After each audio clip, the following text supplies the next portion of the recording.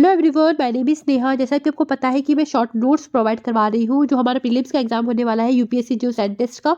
उसके लिए solid state geophysics में मैंने पार्ट 1 और पार्ट 2 बनाया है। उसकी वीडियोस आप जाकर देख सकते हैं या फिर आप लिंक डिस्क्रिप्शन बॉक्स में जाकर देख सकते हैं। पार्ट 3 में मैं आपको बताऊंगी सिस्मिक वेव क्या होती है, उसके टाइप्स क्या होते हैं, इलास्टिक कांस्टेंट जो है हमारे वो कौन कौन से हैं, उसके टाइप्स क्या है वो बताने वाली हूँ। इंपॉर्टेंट जो फॉर्मूले यूज़ होने वाले हैं एग्जाम्स में जो आए थे वो बताऊंगी। कौन कौन से बेस में इससे रिलेटेड क्वेश्चंस बन सकते हैं वो बताऊंगी। प्री भी कौन कौन से क्वेश्चंस बन सकते हैं वो आपको बताऊंगी। कुछ कुछ थ्योरी बताऊंगी, ज़्यादा नहीं बताऊंगी, लेकिन ज़्यादा ज़्यादा मेरा फोकस फॉर्मुलेस पे होगा। तो आज मैं इसको आपको बताने वाली हूँ। तो let's get started. Before that if like my video subscribe to my channel, press the bell icon and the sub button. Thank you. So यहाँ मेरे बारे में देख सकते हैं, मैंने UPSC geo scientist prelims exam जो 2020 हुआ था वो क्लियर किया है। मैंने एमएससी आईआईटी कानपुर से की है और ये एग्जाम्स मैंने क्लियर किए हुए हैं। सो इलास्टिक वेव प्रोपोगेशन, इसको सिस्मिक वेव प्रोपोगेशन भी बोलते हैं। सो इलास्टिक वेव प्रोपोगेशन क्या होता है, इसमें इलास्टिक बिहेवियर क्या होता है, पहले हम वो देखते हैं।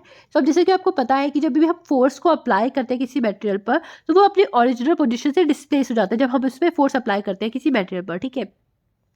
लेकिन जैसे हम उसको फोर्स को रिमूव कर देते हैं ना, उस इलास्टिक की यही बिहेवियर होता है कि यदि हमने फोर्स अप्लाई कर दिया तो वो ओरिजिनल पोजीशन से डिस्प्लेस हो जाएगा मटेरियल। लेकिन जैसे हमने फोर्स को रिमूव किया ना, वापस से वो अपनी ओरिजिनल पोजीशन पर आ जाता है, उसमें कोई भी डिफॉर्मेशन अकर नहीं होता है। जैसे कि रबड़, ठीक है। सो रबड़ भी इलास्टिक बिहेवियर शो करता है, या फिर स्प्रिंग, ठीक है।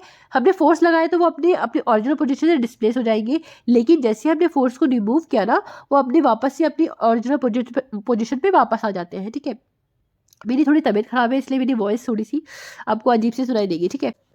तो हमने देखा कि ये इलास्टिक बिहेवियर होता है, लेकिन इलास्टिक थ्योरी की नीड क्यों है यहाँ पर, हम वो देखते हैं, ठीक है। हमको क्यों समझना है इलास्टिक प्रॉपर्टी को। यहाँ पर देखो, आपको पता है कि हमारे अर्थ में ना सिस्मिक वेव जनरेट होती है।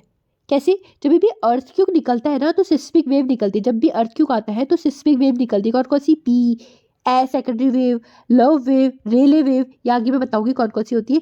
आपको बस ये ध्यान रखना है कि सिस्मिक वेव निकलती है, ठीक है। लेकिन ये वेव आगे कैसे बढ़ेगी या फिर ये अपनी एनर्जी आगे कैसे ट्रांसफर करती है, ये हम देखते हैं। जैसे कि मान लो हमारे अर्थ में बहुत सारे पार्टिकल्स हैं, ठीक है। ऑब्वियसली हमारे अर्थ के अंदर बहुत सारे मटेरियल हो गए, ठीक है, पार्टिकल्स हो गए। तो क्या करती है, जैसे सिस्मिक वेव से जनरेट हुई, इसने एक एनर्जी इस वाले पार्टिकल को दी, ठीक है। ये पार्टिकल ने एनर्जी गेन की, ये अपनी ओरिजिनल पोजीशन से डिस्टर्ब हो गया और इसने क्या किया, ये एनर्जी इस वाले पार्टिकल को दे दी। इस पार्टिकल ने एनर्जी ली, ये अपनी ओरिजिनल पोजीशन से डिस्टर्ब हो गया, ये एनर्जी इसने इस वाले पार्टिकल को दे दी। इसने एनर्जी ली, ये डिस्टर्ब हुआ अपने ओरिजिनल पोजीशन से, ठीक है। इन्होंने एसेटअप किया और ये वापस से इन्हें एनर्जी इसको दे दी। तो इस तरह से ये सिस्मिक वेव क्या करती है, आगे की तरफ मूव करती है। तो seismic wave disturb the medium elastically, ठीक है। सो ये सिस्मिक क्या करती है, इलास्टिकली मीडियम को डिस्टर्ब कर देती है और ये क्या करती है, सिस्मिक वेव आगे बढ़ती है, ठीक है। तो सिस्मिक वेव को समझने के लिए हमें इलास्टिक थ्योरी समझनी पड़ती है, और इलास्टिक थ्योरी समझने के लिए हमें क्या समझना पड़ेगा, हमें समझना पड़ेगा इलास्टिक कांस्टेंट्स क्या होते हैं, ठीक है, उनमें क्या रिलेशन होता है, ये सब, ठीक है। इसलिए यहाँ पर हम इलास्टिक वेव प्रोपोगेशन या सिस्मिक वेव प्रोपोगेशन को देखते हैं। इलास्टिक लिमिट क्या होती है, एक लिमिट होती है, इस लिमिट के बाद क्या होता है, ये तो लिमिट हो गई इलास्टिक लिमिट। इस लिमिट के बाद ये सॉलिड क्या होता है, डिफॉर्म हो जाता है, ठीक है, वापस से वो अपनी ओरिजिनल पोजीशन पे नहीं आता। उस लिमिट को क्या बोलते हैं, इलास्टिक लिमिट, ठीक है। इसके बाद, इस लिमिट के बाद, लिमिट तक तो वो इलास्टिक बिहेव करेगा और इस लिमिट के बाद वो अपनी ओरिजिनल पोजीशन पे नहीं आता, तो इस वाले लिमिट को क्या बोलेंगे, इलास्टिक लिमिट, ठीक है।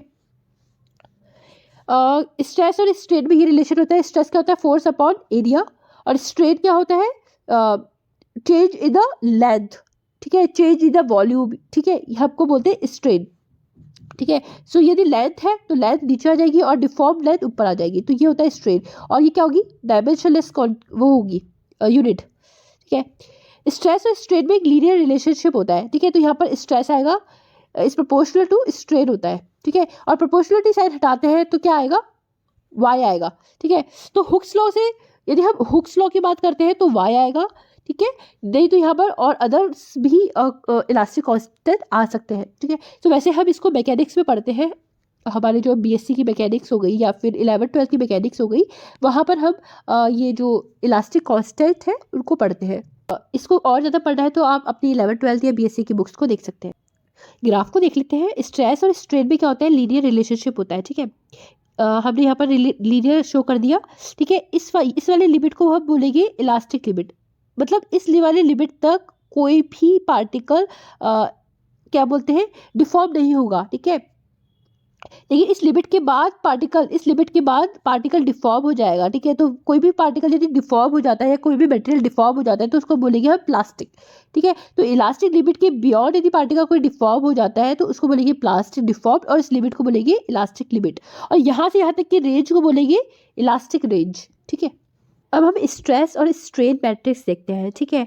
सो हमें पता है कि स्ट्रेस और स्ट्रेन ये कोई सिंगल कंपोनेंट नहीं है, बल्कि 3x3 की एक मैट्रिक्स होती है इस तरह की, ठीक है। इसके जो डायगोनल एलिमेंट होते हैं उसको हम बोलते हैं नॉर्मल स्ट्रेस, और जो अदर कंपोनेंट होते हैं उनको हम बोलते हैं शियर स्ट्रेस। अब ये क्या होता है इसको हम देख लेते हैं। जो नॉर्मल स्ट्रेस होता है उसमें क्या होता है, sigma x x, sigma y y और सिग्मा जेड जेड को हम बोलते हैं नॉर्मल स्ट्रेस, जिसमें force in the direction of the cross section, जैसे ये क्रॉस सेक्शन है, ये एक मटेरियल हो गया, ये इसका क्रॉस सेक्शन हो गया ए एक्स की डायरेक्शन में, ठीक है। तो फोर्स भी इसी डायरेक्शन में लगता है, मतलब force is in the direction of the cross section, तो उसको हम बोलते हैं नॉर्मल स्ट्रेस, ठीक है। लेकिन शियर स्ट्रेस में क्या होता है, यदि ये क्रॉस सेक्शन ए एक्स की डायरेक्शन में है तो फोर्स ए एक्स में नहीं लगेगा, मतलब एक्स की डायरेक्शन में लगकर या तो वाई में लगेगा या फिर जेड में लगेगा, ठीक है। तो इसको हम बोलते हैं शियर स्ट्रेस। तो शियर स्ट्रेस को किस तरह से डिनोट करते हैं, जैसे सिग्मा वाई एक्स है तो एफ वाई आएगा और नीचे क्या आएगा ए एक्स, सिग्मा जेड एक्स है तो ऊपर एफ जेड आएगा और नीचे ए एक्स आएगा। इस तरह से हम अदर शियर स्ट्रेस को लिख सकते हैं, ठीक है। और ये सिग्मा वाई वाई लिखना है, ये जो कि नॉर्मल स्ट्रेस है, कैसे लिखेंगे एफ वाई अपॉन ए वाई, लेकिन यदि हमको ये लिखना है तो क्या लिखेंगे एफ वाई अपॉन ए जेड, ठीक है। आप इस पर काफ़ी क्वेश्चन देख सकते हैं, बेस पे से रिलेटेड काफ़ी क्वेश्चन आए हैं, 2021 में भी आया है, 2020 में भी आया है, ठीक है। सो बेस पे से रिलेटेड क्वेश्चन है, आप इसका क्वेश्चन सॉल्व करके देख सकते हैं, ठीक है।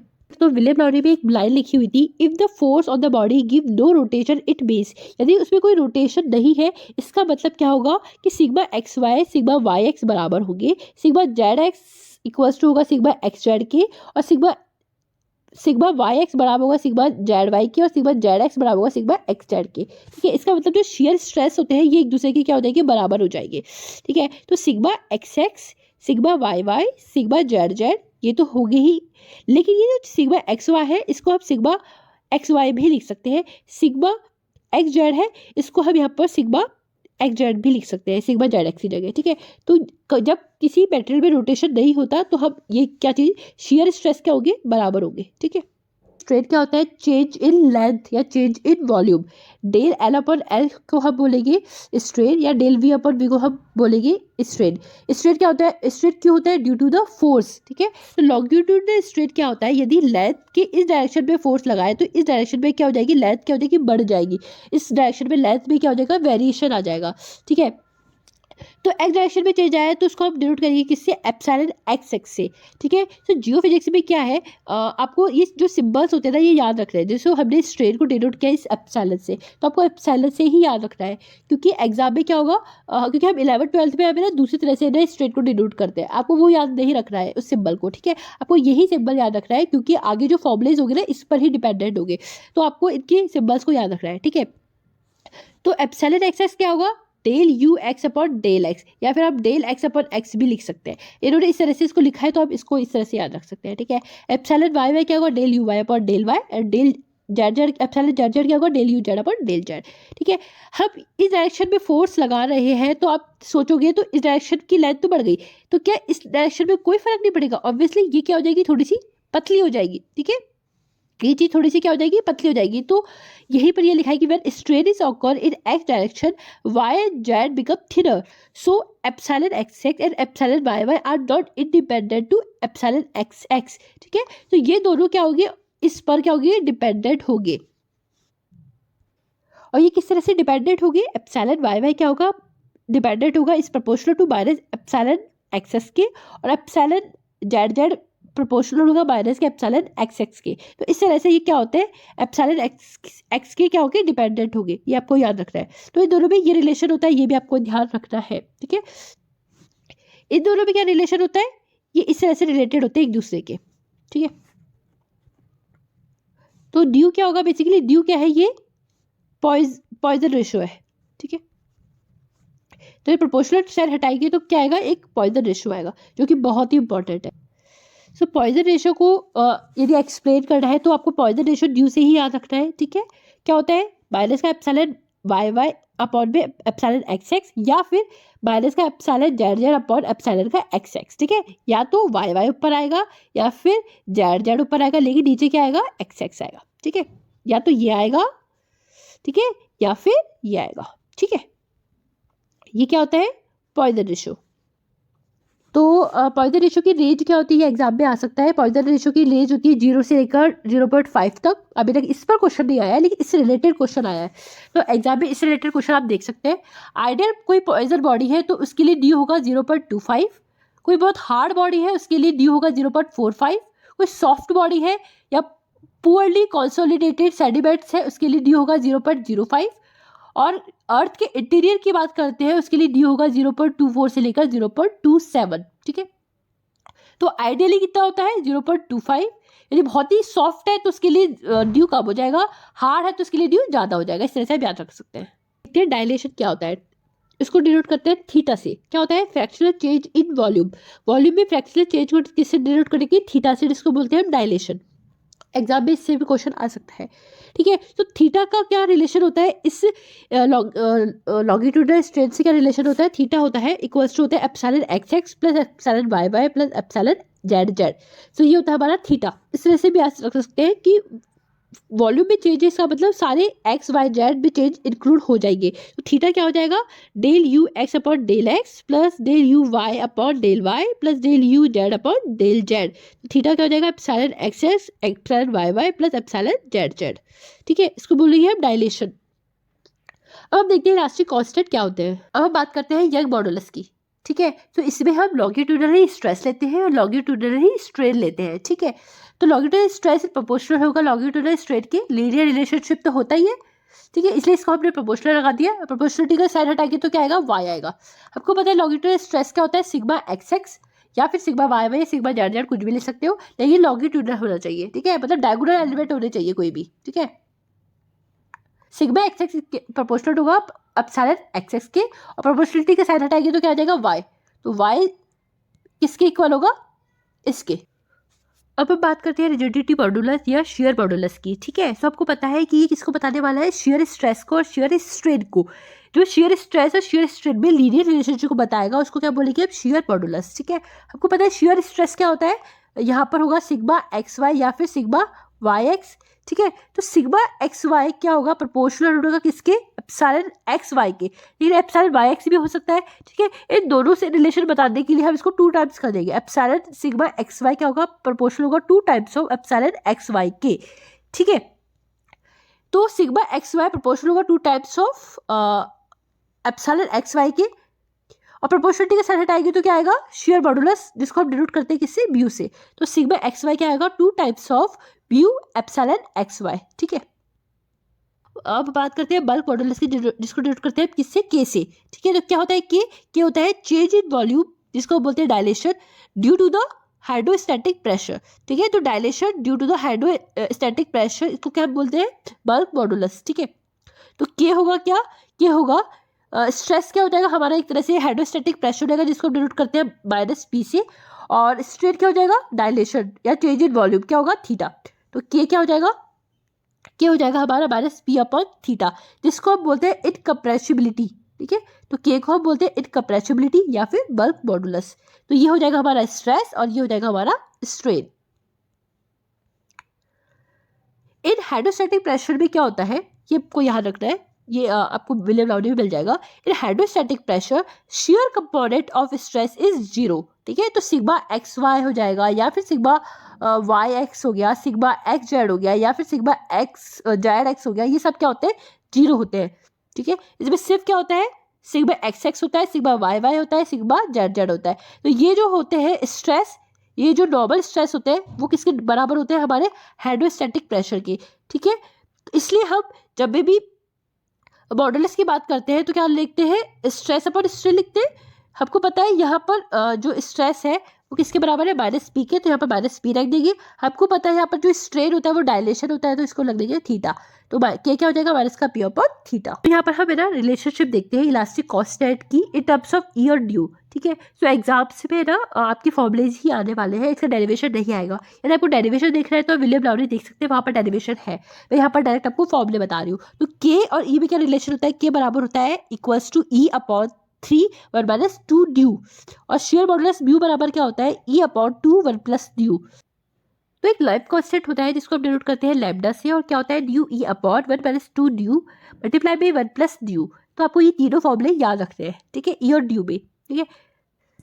तो ई के ड्यू की फॉर्मूले देखते हैं हम लैम्डा और ब्यू के टर्म्स में। तो ई क्या होता है, mu multiply by 3 lambda plus 2 mu upon lambda plus mu, nu equals to lambda upon 2 multiply by lambda plus mu, या K equals to lambda plus 2/3 mu. तो ये वाला इंपॉर्टेंट है, जब भी हम सिस्मिक वेव निकालते हैं पी और एस, उसमें ये वाला फॉर्मूला यूज होता है। इसके अलावा ये भी फॉर्मूले इंपॉर्टेंट है, आपको याद रखते हैं, ठीक है। ये इंपॉर्टेंट चीज देख लेते हैं। Rock and minerals are heterogeneous and anisotropic. आपको पता है आइसोट्रॉपिक प्रॉपर्टी क्या होती है, कि सारे डायरेक्शन में क्या होती है, प्रॉपर्टी सेम होती है, उसको हम बोलते हैं आइसोट्रॉपिक प्रॉपर्टी, ठीक है। यदि फिजिक्स की जितनी भी प्रॉपर्टी होती है, फिजिकल प्रॉपर्टी जो होती है, सारे डायरेक्शन में सेम होती है, तो हम बोलेंगे आइसोट्रॉपिक है सब मटेरियल, ठीक है। लेकिन यदि कोई मटेरियल एनाइसोट्रॉपिक है, इसका मतलब सारे डायरेक्शन में प्रॉपर्टी सेम नहीं है। तो रॉक और मिनरल्स क्या होते हैं, हेट्रोजीनियस होते हैं। इसलिए हम it's quite complex to understand the propagation of seismic wave, इसलिए assume the seismic wave travel by the elastic displacement। इसलिए हम assume करते हैं कि seismic wave का जो displacement होता है वो elastically होता है। लेकिन यदि हम रियली बात करें, रियल वर्ल्ड में बात करें, तो इलास्टिक हुई जरूरी नहीं है, क्योंकि रॉक और मिनरल्स क्या होते हैं, एनाइसोट्रॉपिक प्रॉपर्टी शो करते हैं। बिग वेव्स जो होती है वो इलास्टिक थ्योरी शो करती है, इसलिए हमने इलास्टिक कांस्टेंट को देखा, उनमें थोड़े से फॉर्मुलेज देखे। लेकिन सिस्मिक वेव्स कौन सी होती है, कितने टाइप्स की होती है, वो देखते हैं हम। मैंने इससे पहले बताया कि जैसे ये अर्थ है, ठीक है, अर्थ के अंदर जो वेव्स चलती है, जैसे अर्थक्वेक आया तो अर्थक्वेक की वजह से क्या होगा, वेव्स जनरेट होगी। तो अर्थ के अंदर जो वेव्स जनरेट होगी उसको बोलते हैं बॉडी वेव, जिसको बोलते हैं पी और एस। और एक सरफेस पे वेव चलती है, अर्थ की सरफेस पे वेव चलती है, उसको बोलते हैं सरफेस वेव। तो seismic wave propagate inside the medium, उसको बोलते हैं body wave. Seismic wave spread out the surface, surface पर स्प्रेड आउट होती है, उसको बोलते हैं सरफेस वेव। जो बॉडी वेव्स होती है ना वो दो टाइप्स की होती है, S wave and P wave. तो पी वेव को हम बोलते हैं कंप्रेशनल वेव, और एस वेव को हम बोलते हैं लॉन्गिट्यूडनल वेव। तो लॉन्गिट्यूडनल वेव क्या होती है, जहाँ पर डिस्प्लेसमेंट वर्टिकल होता है। जैसे ये वेव इस डायरेक्शन में गई है, तो जो मीडियम डिस्टर्ब होंगे ना वो वर्टिकल डायरेक्शन में डिस्टर्ब होंगे, ठीक है, तो उसको हम बोलते हैं एस वेव, ठीक है। और पी वेव को बोलते हैं कंप्रेशनल वेव। कंप्रेशनल वेव में जो मोशन होता है पार्टिकल्स का या मीडियम का, वो इस डायरेक्शन में होता है, उसको हम बोलते हैं कंप्रेशनल वेव। वाइब्रेशन और parallel to the wave propagation, यदि वेव इस तरह से प्रोपोगेट हो रही है तो मीडियम की जो पार्टिकल्स है ना वो इस डायरेक्शन में क्या होंगे, प्रोपोगेट होंगे। तो अब इसके हम इक्वेशंस देख लेते हैं। हमको पता है वेव की इक्वेशन इस तरह से होती है, तो हमने इसको डब्ल्यू से डिनोट कर दिया, आप किसी से भी डिनोट कर सकते हो। तो डेल स्क्वायर डब्ल्यू upon del x square equals to 1 upon beta square del square डब्ल्यू अपॉन डेल टी स्क्वायर, ठीक है। तो ये हो गया हमारी क्या, वेव इक्वेशन, इसकी एस वेव की, जहाँ पर बीटा किसको डिनोट कर रहा है, एस वेव को, ठीक है। थीटा पी वेव की इक्वेशन क्या होगी, del square theta upon del x square equals to 1 upon alpha square del square theta upon del t square. तो ये एस वेव की इक्वेशन है, क्योंकि वेव है तो वेव की इक्वेशन होगी ही, और ये क्या है, पी वेव की इक्वेशन है। तो बीटा क्या होगा, बीटा होगा रूट में म्यू अपॉन रो, अल्फा क्या होगा रूट में लैम्डा प्लस 2 म्यू अपॉन रो। हमें पता है के क्या होता है, लैम्डा प्लस 2/3 म्यू। तो हम अल्फा को के फॉर्म में कन्वर्ट कर लेंगे। तो क्या करेंगे हम करने वाले हैं लैम्डा को रिप्लेस यहाँ पर। तो क्या हो जाएगा, K minus 2/3 mu plus 2 mu upon rho का root is equals to alpha होगा। तो हम अल्फा को सॉल्व कर लेंगे तो क्या आएगा, के प्लस 4/3 म्यू अपॉन रो, ठीक है। तो ये आपको याद रखना है। एक ये इक्वेशन भी होती है, वो भी आपको याद रखनी है। इसको सॉल्व कर लेंगे तो ये वाली इक्वेशन आ जाएगी, ठीक है। सो हमने इसको सॉल्व किया तो क्या आ जाएगा, ये alpha square equals to K by rho plus के 4/3 ब्यू रो। ब्यू की रो क्या होगा, बीटा स्क्वायर, तो alpha square minus 4/3 beta square equals to क्या हो जाएगा, के बाय रो। यहाँ पर ब्यू क्या है, ब्यू है हमारा शेयर मॉडुलस, ठीक है। और लैम्डा क्या है, लैब कांस्टेंट, और के क्या है हमारा, बल्क मॉडुलस। सो आपको ये चीज़ें याद रखनी है, ये बहुत ही ज़्यादा इंपॉर्टेंट है, अल्फा बीटा में क्या रिलेशन होता है, ठीक है। हम देखते हैं सरफेस वेव। सरफेस वेव भी क्या होती है, दो टाइप की होती है, love wave and Rayleigh wave. तो लव वेव क्या होता है, इसमें मोशन क्या होता है, ट्रांसवर्स होता है, जैसे वर्टिकल डायरेक्शन में ही होता है, ठीक है। और एक और इंपॉर्टेंट बात क्या है कि जो लव वेव होती है रेले वेव से फास्टर होती है। तो आपको ध्यान रखना है कि लव वेव फास्टर होती है, इसकी वेलोसिटी बहुत ज़्यादा होती है, रेले वेव की वेलोसिटी कम होती है। यहाँ पर वेलोसिटी की बात की जाए तो यहाँ पर मैंने लिखा दी है, पी वेव की वेलोसिटी ज़्यादा होती है और एस वेव की वेलोसिटी कम होती है। इसलिए इसको प्राइमरी वेव बोलते हैं, क्योंकि सबसे पहले ये अर्थ पर पहुंच जाती है, वेलोसिटी किसकी ज़्यादा होती है इस वजह से, ठीक है। इसका अल्फा बहुत ज़्यादा होता है। एस वेव होती है ना, ये सेकेंडरी वेव बोलते हैं इसको, क्योंकि ये अर्थ पर सबसे लेट पहुंचती है, ठीक है। और इसको हम, इसकी वेलोसिटी को हम डिनोट करते हैं बीटा से। तो यदि हम बात करते हैं अल्फा बीटा की, तो अल्फा की वेलोसिटी ज़्यादा होती है, बीटा की कम होती है। वहीं पर हम लव वेव की बात करते हैं तो लव वेव की जो वेलोसिटी होती है वो ज़्यादा होती है, बल्कि और जो रेले वेव की वेलोसिटी होती है वो कम होती है, ठीक है। और रेले वेव की वेलोसिटी कितनी होती है, 0.92 बीटा। यदि आपको वेलोसिटी पूछते हैं रेले वेव की तो कितनी होती है, 0.92 बीटा। एक ये चीज़ ध्यान रखनी है कि लव वेव में जो पार्टिकल्स होते हैं वो ट्रांसवर्स मोशन करते हैं, जबकि रेले वेव में जो पार्टिकल्स हैं वो रेट्रोगेट इलिप्स में मोशन करते हैं। मतलब ये इलिप्स है तो उसमें रेट्रोगेट मतलब एंटी क्लॉकवाइज मोशन, इस तरह से मोशन होता है। So that is it from my side. If you like my video, subscribe to my channel, press the bell icon as a button. Thank you.